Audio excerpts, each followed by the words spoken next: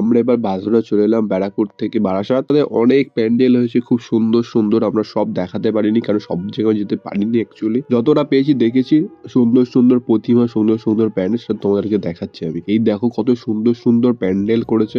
এবারে বারাসাতে ঠাকুর দেখাটা আমার প্রথম ছিল, কারণ আমি আর কোনোদিনও যাইনি বারাসাতে ঠাকুর দেখতে কালী পুজো। বারাসাতে এত সুন্দর সুন্দর থিম করে এবং এত সুন্দর সুন্দর প্যান্ডেল, সেটা আমি জানতাম না।